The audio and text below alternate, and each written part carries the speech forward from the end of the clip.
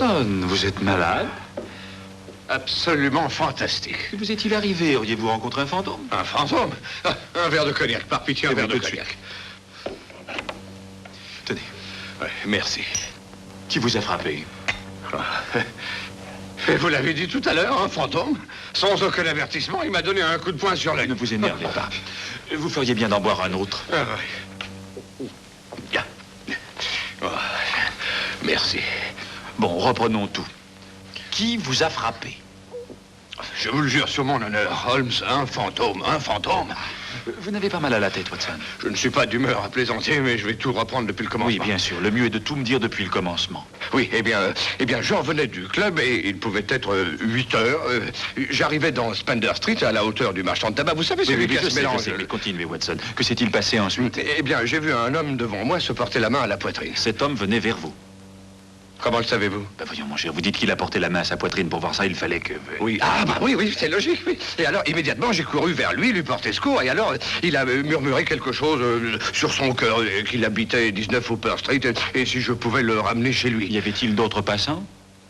Non, la rue était déserte. Bon, continuez. Eh bien, ensuite, sa logeuse nous a fait entrer, et comme il avait perdu connaissance, j'ai été forcé de le porter dans sa chambre, et je l'ai déposé sur son lit, et Holmes, il était mort. Vous entendez, Holmes, ce qui s'appelle complètement, définitivement mort. Je sais reconnaître un mort quand j'en vois un, j'ai pas pu me tromper. Non, bien sûr que non, mon vieux, non. Et alors, que s'est-il passé ensuite? Eh bien, alors j'ai dit à la logeuse... Non, c'est-à-dire que la logeuse m'a dit qu'elle allait appeler la police, et j'ai laissé mon nom au cas où on aurait besoin de moi, alors j'ai pensé qu'il était plus délicat de ma part de m'en aller, des parents pouvaient venir. Oui, très juste, Watson. Votre situation était délicate. Oui. Et quel est le nom de cet homme? Higgins, Albert Higgins. Ah, Higgins. Et qu'avez-vous fait après avoir quitté la maison? Vous savez, ça avait été plutôt fatigant de le transporter. Il était lourd. Aussi, en sortant, je me suis précipité dans un petit bar, boire en remontant. Oui. Et alors ensuite, j'ai repris le chemin de l'appartement. Et alors, juste comme j'arrivais dans Spender Street, je me suis retrouvé devant... Albert Higgins? Oui, face à face avec moi. Il était là, me dévisageant. Nous sommes restés là, nous regarder une bonne minute. Et puis, il m'a donné un coup de poing sur l'œil. Et ensuite, Holmes, il s'est évanoui. Évanoui? Oui, complètement. C'est-à-dire qu'il s'est enfui? Eh bien, la rue n'était pas très bien éclairée. Il m'a fallu une minute ou deux pour reprendre mes esprits. Et j'ignore s'il s'est enfui, mais il a complètement disparu. Eh bien, c'est plutôt extraordinaire. Plutôt, oui. Avez-vous parlé à ce fantôme? Voyons, j'ai dû dire... incroyable, Higgins, ou peut-être bien Higgins, c'est vous, au nom du ciel, oui. Ah oui, réaction bien naturelle, Watson. Décrivez-moi Higgins. Voyons, 50 ans, cheveux grisonnants, taille moyenne. Oui, est-ce tout ce que vous avez remarqué? Aucun détail caractéristique? Eh bien, mon cher Holmes, le seul détail caractéristique qu'il présentait quand j'ai pu l'examiner sur son lit, c'est qu'il était mort. Ah, et comment était-il habillé? Et il portait un complet de tweed vert. Quoi, rien qu'un complet de tweed vert? Il devait sûrement avoir autre chose sur lui avec ce temps. Oh, non, il avait aussi un chapeau et un très long par-dessus. Et je me rappelle. Oui, je me rappelle maintenant qu'il boitait. Est-ce qu'il avait une canne? Pas de canne. Bien, et rien d'autre, Watson, réfléchissez. Oh, oui, je me souviens d'autre chose. Oui, la seconde fois que je l'ai vu, il portait un paquet. Mais la première fois, il n'en avait pas. Eh bien, ceci est curieux. Oui, très curieux. Mais où allez-vous, Holmes? Pas moi, nous. Oh, je ne suis pas en état de quitter la maison. Une belle escalope crue améliorera considérablement votre aspect. Ensuite, nous partirons à la recherche du belliqueux fantôme d'Albert Higgins. Passionnante idée, qu'en pensez-vous? Eh bien, je pense que c'est l'expérience la plus déprimante que j'ai jamais eue. Une chose comme ça vous met un homme... Oh, oui, Watson.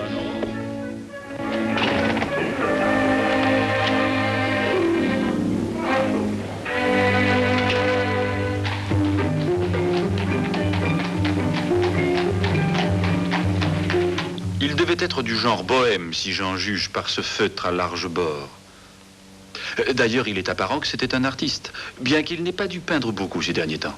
Regardez les taches de peinture sous les bords, ici. Et c'est de la peinture pour chevalet. Hé là, qu'est-ce qui se passe? Et qui êtes-vous? Qu'est-ce que vous faites dans la chambre de ce pauvre Albert? Oh, bonsoir, Madame Blake. Vous vous souvenez de moi, Dr. Watson? Ah, vous êtes le type qui a ramené le pauvre Albert. Oui. Qui c'est, le monsieur, avec vous? Ah, c'est Monsieur Sherlock Holmes. Madame Maggie Blake, la propriétaire. Oh, je suis charmée de vous connaître, monsieur Holmes. Oh, pauvre Albert. En voilà un qui aimait bien la vie, pourtant, je vous le jure. Il serait sûrement pas mort s'il avait pu faire autrement. Nous sommes tous comme lui, madame. J'étais sortie pour aller m'offrir un petit verre et verser une larme sur ce pauvre cher Albert. J'ai pensé que ça lui ferait plaisir de savoir que j'ai bu un dernier verre de bitter à sa santé. Aucun doute là-dessus, madame. Je vois que le corps a été enlevé par les autorités. Oh, oh, le pauvre cher Albert à la morgue. Oh. Ah, c'est triste. Mais avez-vous prévenu sa famille de son décès, madame Blake? Non, il n'en avait pas. Albert était seul au monde. Non, je vois. Où monsieur Higgins travaillait-il, madame? Au musée Pembroke, juste après le coin, dans Spender Street. C'est un musée de peinture, monsieur. Albert y était gardien de jour. Gardien de jour, vous dites. Quelles étaient ses heures de travail? De 9h du matin à 9h du soir. Et ponctuel qu'il était, c'est moi qui vous le dis. Jamais en retard d'une minute. Pauvre Albert. Et il revenait du musée alors quelques minutes après 9h tous les soirs? Oui, oui, pour faire son dîner. Et c'était un vrai cordon bleu, c'est moi qui vous le dis. Excusez-moi de dire ça, madame, mais vous devez faire erreur. C'est certainement à 8 heures que M. Higgins quittait son travail. Parce qu'il était à peine plus de 8 heures quand je l'ai ramassé dans la rue et ramené ici. Ah non, docteur, il était un peu plus de 9 heures. J'ai remarqué l'heure parce que justement, j'attendais qu'Albert soit de retour. Je lui avais acheté une tranche de bœuf. Il rentrait toujours à la maison à 9h et quelques minutes. Il ne la mangera jamais, sa tranche. Pauvre Albert. Quelqu'un vous a poché l'œil? Hein? Oh, non, je me suis cogné contre une porte. J'ai toujours évité d'écouter aux portes. Ça ne rapporte que des désagréments. Mais croyez bien, chère madame, je Je crois n'écoutais avoir pas. appris tout ce qu'il y avait à apprendre, Watson. Merci, madame. Vous allez pouvoir rester seule avec votre chagrin. Pauvre cher Albert. Vraiment, cet œil est très embarrassant, Holmes. Et avez-vous entendu ce qu'elle a insinué? C'est une terrible situation et elle se trompe aussi pour l'heure. Vous savez, quand je l'ai rencontré, il était environ 8 heures. Et il n'y a que quelques minutes à pied depuis Spender Street. Vous savez, le temps est une curieuse dimension, Watson. L'habitude, jointe à une idée préconçue, peut facilement déplacer les aiguilles d'une pendule, sans que cela gêne la bonne marche de cette pendule. Où allons-nous maintenant? Examiner la dépouille mortelle de ce pauvre cher Albert Higgins.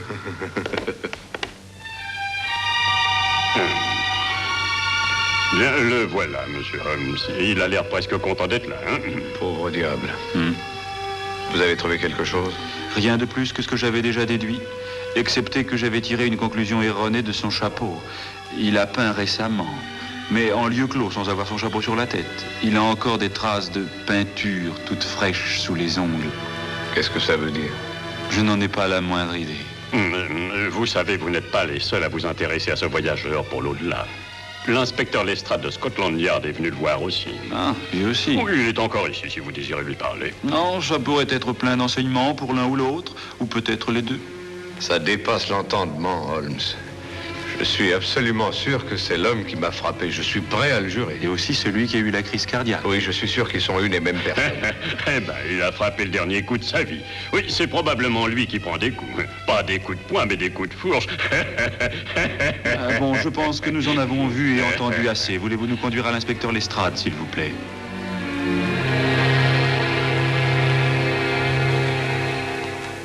Ah, bonjour, inspecteur. Ah, monsieur Holmes, c'est une surprise de vous voir ici. D'ailleurs, c'est une affaire qui ne présente vraiment rien d'exceptionnel. Alors, pourquoi, mon cher inspecteur, êtes-vous également ici? Bien, quand on a transporté un de nos hommes a cru reconnaître en lui Albert Labanque, alias Albert Higgins. Alors, je suis venu pour l'identification. Nous ne perdons jamais de vue nos vieux amis, vous le savez. Pourquoi a-t-il fait de la prison? Fausse monnaie, il fabriquait des billets d'une livre aussi parfaits que les vrais. Mais c'était un grand artiste. Lestrade, il n'y a aucun doute sur la cause du décès, n'est-ce pas? Désolé, Holmes, crise cardiaque et rien de plus. J'ai entendu dire que c'est vous qui avez assisté à ces derniers instants. Oui, je l'ai trouvé dans la rue et je l'ai ramené chez lui. Et il n'y avait plus rien à faire, je suppose. Non, rien. Il mourut avant que j'ai eu le temps d'intervenir. Mais dites-moi, à quelle heure l'a-t-on transporté? Laissez-moi regarder. Il devait être environ... oui, voilà. 9h45.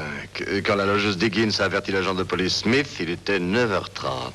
Il n'a fallu que quelques minutes à Smith pour faire enlever le cadavre. Inspecteur, êtes-vous sûr qu'il était 9h30 et non pas 8h30? Ah non, 9h30, c'est écrit ici dans le rapport de Smith. Pourquoi? Oh, eh bien, ça n'a aucune importance. Vous êtes bien sûr, Lestrade, qu'il n'y a rien d'anormal et que la mort est due à des causes naturelles. Oh, non, il n'y a aucun mystère dans cette affaire. Aucun mystère, mon cher Holmes. Qu'est-il arrivé à votre œil, Dr. Watson? Hein? Oh, rien, je me suis cogné contre une porte. Une porte? Oh, il faut toujours se tenir loin des portes. J'espère au moins qu'elle était jolie. Vous allez trop loin, Lestrade. Bon, je n'en parlerai à personne. Je vous le jure, à personne.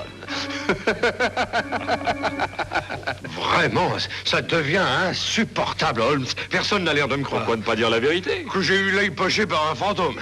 Oui, je comprends votre position. Nous allons être obligés de nous occuper de cette affaire, ne serait-ce que pour protéger votre honneur et votre réputation. Mais c'est intolérable, Holmes, absolument intolérable.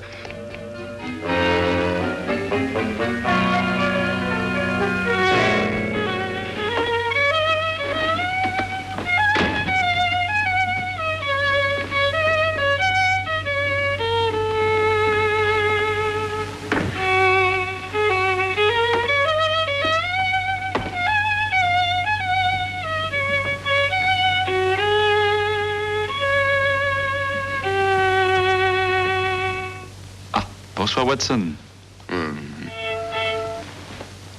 Quelque chose ne va pas? Non, rien. Bien sûr que non, rien. Oh, vous êtes sûr de ne pas broyer du noir au sujet de l'affaire d'hier soir? Évidemment pas, ne soyez pas ridicule. Allons, dites-moi tout. Bien, Non, il n'y a rien à dire de plus, je ne vois pas ce que vous allez imaginer. Allons, Watson, il y a quelque chose qui vous travaille. Voilà, Non, vous ne me croiriez pas, personne ne me croirait. Oui? Eh bien, j'ai revu Albert Higgins dans Spender Street ce soir à l'instant. Et il vous a poché l'autre œil. Il m'a tordu le nez. Il a fait ça? C'est très intéressant, Watson.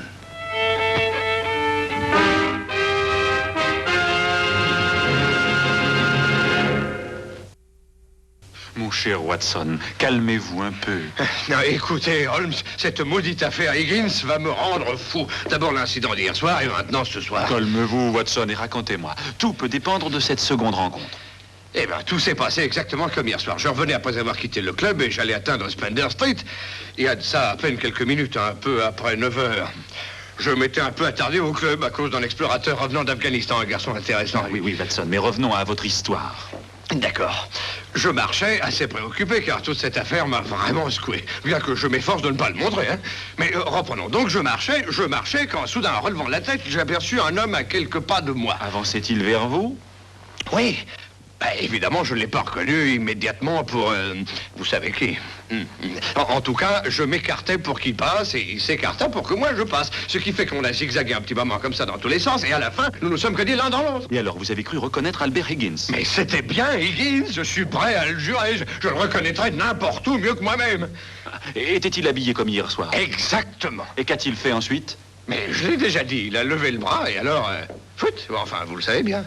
Et il a disparu, volatilisé. Splendide, Watson, c'est splendide, tout cela cadre parfaitement. Mais encore une question, portait-il un paquet? Mais, oui, il en portait un comme hier soir. Dites donc, Holmes, est-ce que vous croyez aux... Quoi? Aux choses surnaturelles? C'est-à-dire aux fantômes? Eh bien, ça semble insensé, je le sais, mais Higgins est bien mort d'une crise cardiaque, aucune fraude possible sur ce point. Aucune fraude possible? Mais toute cette affaire n'est faite que de fraude. Croyez-moi, Watson, je n'ai pas perdu ma journée. Savez-vous que le musée Pembroke expose une collection de peintures prêtées par le gouvernement italien et qu'au nombre de ces peintures, il y a le fameux tableau de Léonard de Vinci, La Madone au clair de lune? Oui, j'ai lu ça dans les journaux, mais qu'est-ce que ça a à voir avec Albert Higgins? Nous allons faire une visite à notre bon inspecteur et lui apprendre que si le fantôme d'Albert Higgins ne vous avait pas poché l'œil... Et il m'a tordu le nez. Et pas tordu le nez, jamais je n'aurais soupçonné que la Madone au clair de lune de Léonard de Vinci avait été volée. Quoi? Voyons, ça tombe sous le sens. Ah oui, bien sûr.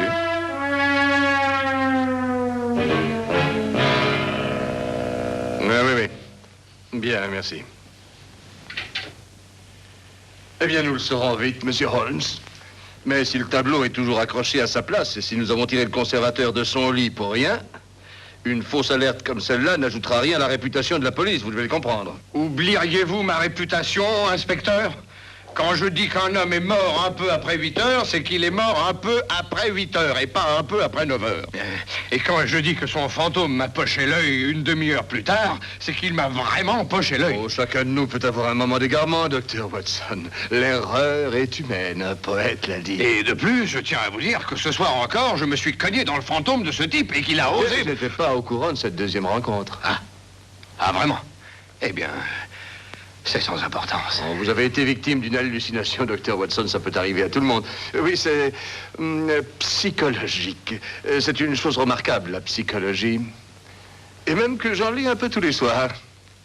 Est-ce possible, inspecteur? Oh, nous ne sommes pas si vieux jeux que vous le pensez, Holmes. Oh, nous préférons les bonnes vieilles méthodes, bien sûr. Et tout à fait entre nous, je ne crois pas que la psychologie ait un grand avenir. Oui, entrez. Hawkins, vous avez vu le conservateur? Oui, monsieur. Je suis allé voir monsieur Bentham comme convenu. Ah, il a piqué une crise de nerfs quand j'ai dit que le portrait de la Madone au clair de lune avait été volé. Ensuite? Ensuite, on a couru jusqu'au musée. Ensuite? Monsieur, le portrait était là, accroché à sa place. Bonne nuit, monsieur.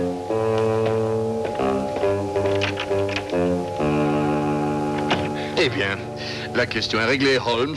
Je le disais au docteur Watson, l'erreur est humaine. Est-ce que je peux vous déposer quelque part? Merci, inspecteur. Je crois que ça pourrait être une bonne idée de nous arrêter au musée Pembroke en passant. Vous avez entendu ce que Hawkins a dit. Le portrait est toujours à sa place. Mon cher Lestrade, le rapport d'Hawkins prouve simplement que ce que lui et le conservateur ont vu n'était pas la Madone au clair de lune, mais une excellente reproduction.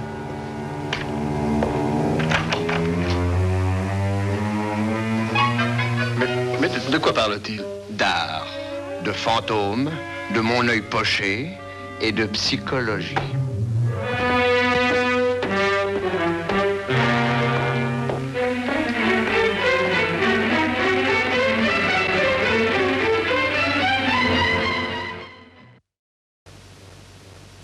Remarquable, remarquable. Seul un examen minutieux au microscope des coups de pinceau peut démontrer la différence avec ceux de De Vinci. Évidemment, si vous avez encore des doutes, une analyse chimique de la peinture utilisée vous prouvera qu'elle est de fabrication moderne. Non, non, non. Vous m'avez convaincu, monsieur Holmes. Une analyse est inutile. Mon Dieu, c'est une catastrophe. Une situation délicate, en tout cas, hein? Les Italiens ne vont pas manquer de rendre le gouvernement anglais responsable. Cette peinture est un trésor national italien. Le vol risque de compromettre le traité que doivent signer les deux nations. Monsieur Holmes, il faut retrouver l'original avant que les Italiens ne soient mis au courant du vol. Le gouvernement anglais me tiendra pour responsable. Et le Yard me tiendra pour responsable. La plus belle pièce de toute la collection. Oui, naturellement. Nous savons que celui qui a volé la vraie toile et l'a remplacée par la fausse est Higgins. Donc tout ce qui nous reste à faire, c'est de trouver où il l'a cachée. À quelle heure avez-vous quitté le musée, monsieur Bentham? Oh, quelques minutes avant 9 heures. Et Higgins était encore de service. Vous êtes bien sûr que c'était Higgins? J'en suis certain, monsieur Holmes. J'ai bavardé avec lui avant de m'en aller. Et je connaissais trop bien sa voix pour... Et le veilleur de nuit l'a remplacé à 9 heures. Vous l'avez entendu dire ça, monsieur Holmes. Et aussi qu'il portait un paquet quand il est parti. Et le veilleur de nuit jure tous ses grands dieux que c'était bien Higgins. Eh bien, l'affaire semble être parfaitement résolue. Le docteur Watson a été frappé par Higgins quelques minutes après 9 heures. Le veilleur de nuit l'a vu partir à 9 heures. Et vous lui avez parlé quelques minutes avant 9 heures. Oui, écoutez, Holmes, un bon conseil, vous et le docteur Watson, rentrez chez vous et passez une bonne nuit. À partir de maintenant, cette affaire n'est plus qu'une question de simple police, messieurs, où votre loupe ne présente plus aucune utilité. Ah, très juste. Très juste, inspecteur. Bon, bonne nuit, messieurs. Oui, eh bien, bonne nuit, messieurs.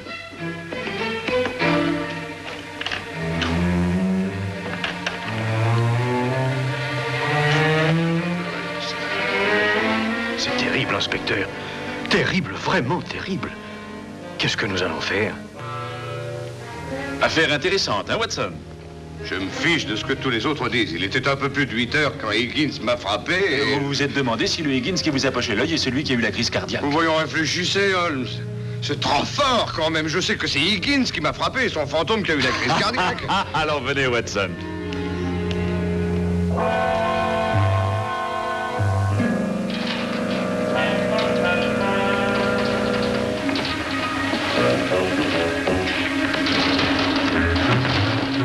Enfin, Holmes, ayez au moins la décence de me dire où vous m'avez entraîné. Parlez bas. Mais je parle pas.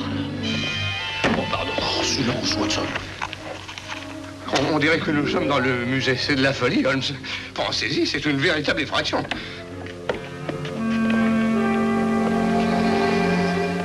Tenez-moi ça. Quoi? Oh.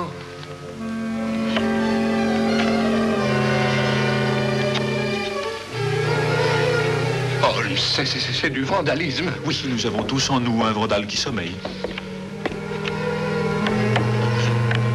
Holmes, que faites-vous? Êtes-vous devenu fou? Je n'ai jamais rien vu de semblable de ma vie. Je vous interdis. J'ignorais cet aspect de votre nature, Holmes. Je suis indigné. Ah, c'est ce que je pensais. Regardez, Watson. Dieu me pardonne, le portrait de la Madone. Oui, très ingénieux. L'idée de la dissimuler au dos d'un autre tableau était simple, mais il fallait y penser. Mais comment avez-vous pu deviner? Eh bien, je me suis demandé où je l'aurais caché moi-même. Ah. Oh, êtes-vous devenu fou? Non, nous n'avons plus qu'à attendre, Higgins, et je pense que nous n'aurons pas longtemps à attendre. Monsieur Holmes? Docteur Watson? Mais que faites-vous ici? Watson, vous avez déjà rencontré Monsieur Bentham dans ses fonctions de conservateur du musée Pembroke. Permettez-moi de vous le présenter dans son rôle de voleur de tableaux. Très heureux, Docteur Watson. Oh, je suis enchanté. Qu'est-ce que vous dites? Ainsi, vous avez découvert ma cachette, Monsieur Holmes. Je suis curieux. Comment avez-vous su que c'était moi et non pas feu Albert Higgins? Dès le début, j'ai cru à la version du docteur Watson. Si Higgins était mort un peu après 8 heures, ça devait être quelqu'un d'autre qui l'avait frappé un peu après 9 heures. Mais c'est bien Higgins qui m'a frappé, Holmes. Non, Watson. C'est un boiteux portant un chapeau à large bord et un pardessus trop long qui vous a frappé. Le tout vu la nuit dans une rue mal éclairée. Simple erreur psychologique d'identification, comme l'inspecteur appellerait ça. Le veilleur de nuit fut aussi victime de la même illusion. Ah, mais n'oubliez pas la logeuse. Combien l'avez-vous payé pour retarder d'une heure celle de la mort d'Higgins, Monsieur Bentham? Oh, pas beaucoup, Monsieur Holmes. Mais comment avez-vous su que c'était moi? Le docteur Watson et le veilleur de nuit ont identifié le Higgins de 9 heures, visuellement et à distance. Vous seul avez prétendu lui avoir parlé. Ça voulait dire ou bien que vous mentiez, ou que le docteur Watson avait eu l'œil poché par un fantôme. J'ai préféré l'explication la plus simple, c'est tout. J'ai l'impression d'être transparent, Monsieur Holmes. Pour quiconque voulait voir les faits objectivement, vous l'étiez. Il est dommage qu'un premier crime ait à en entraîner un second. Oui, et je trouve aussi dommage, Holmes, que vous ayez brisé ce vase. Oui, mais ce n'est qu'une imitation. Allons, vous n'allez pas me dire que cette œuvre d'art n'est qu'une imitation. Peut-être que les morceaux pourraient... Beau travail, Watson, bravo. Entre nous, Holmes, le fait de l'avoir amené ici nous avait plutôt mis dans une situation difficile. Oh, mon cher ami, j'ai la plus grande confiance en votre habileté pour nous tirer de toutes les difficultés où ma maladresse a l'habitude de nous mettre. Maintenant, que diriez-vous d'aller chercher notre cher inspecteur? Oui, prenez ça. Merci. Je vous demande pardon.